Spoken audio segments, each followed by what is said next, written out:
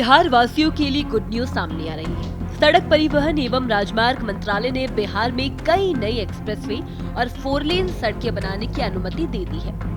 साथ ही इन परियोजनाओं के लिए जमीन लेने का आदेश भी जो है वो जारी कर दिया गया। इसका मतलब है कि बिहार में सड़कों का जाल बिछाने की तैयारी जोरों पर है।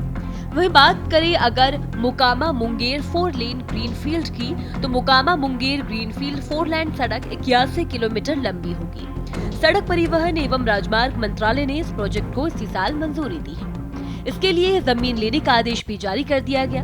इस सड़क के लिए पटना, लखीसराय और मुंगेर जिले में जमीन जो है वो ली जाएगी। भंडिया के 11, पिपरिया के 4, सूरजगंडा के 26, लखीसराय के 17 और चानन के 9 गाँव इस सड़क के रास्ते में आ रही है। वहीं अगर बात करें आरा सासाराम 4 लेन ग्रीनफील्ड की, तो आपको बता दें Arrah Sasaram 4 lane greenfield corridor 120 kilometre लंबा होगा। केंद्र सरकार की आर्थिक मामलों की कैबिनेट कमेटी ने हाल ही में इसको मंजूरी दी। ये सड़क पटना रिंग रोड पर सदीसोपुर से शुरू होकर सासाराम में NH 19 पर सुअरा के पास खत्म होगी। इसके लिए भी बड़े पैमाने पर जमीन का अधिग्रहण किया जाएगा। देखिए, पटना पूर्णिया एक्सप्रेसवे के लिए 6 जिलों में जमीन ली जाएगी। NHAI ने इसके लिए नोटिफिकेशन जो है वो जारी कर दिया है। इस नोटिफिकेशन के अनुसार 6 जिलों के 29 प्रखंडों में स्थित 250 से ज्यादा गाँव में जमीन ली जाएगी। वैशाली की 6, समस्तीपुर के 8, दरभंगा के 2, सहरसा के 5, मधेपुरा के 2 और पूर्णिया के 6 प्रखंडों में इस प्रोजेक्ट के लिए जमीन लेने की अनुमति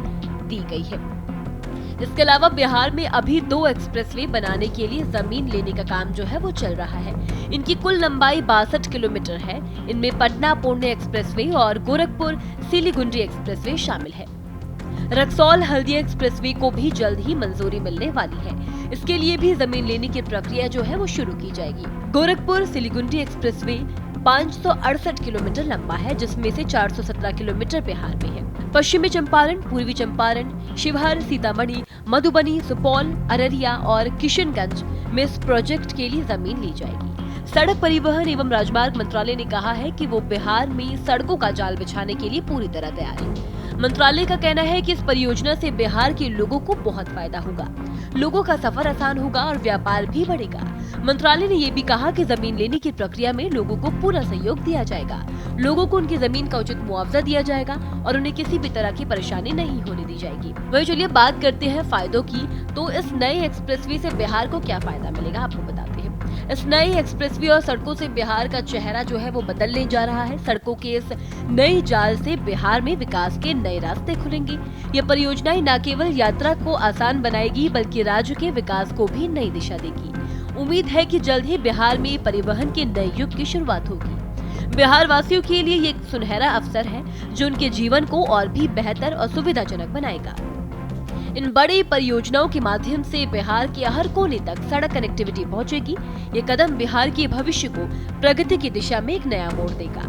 बिहार में होने वाले इन बदलावों से राज्य की आर्थिक स्थिति में भी सुधार होगा। आने वाले समय में यहाँ की सड़कों पर रफ्तार और विकास का एक नया अध्याय लिखेगा। बिहार में नए एक्सप्रेसवे और 4 लेन सड़कें न केवल यात्रा को सुविधाजनक बनाएगी बल्कि राज्य के समग्र विकास में महत्वपूर्ण योगदान देगी। ये बदलाव बिहार को देश के प्रमुख राज्यों में मजबूत पहचान दिलाएगा। फिलहाल इस खबर में इतना ही। इसी तरह की तमाम खबरें देखने के लिए देखते रहें भारत एक्सप्रेस बिहार झारखंड।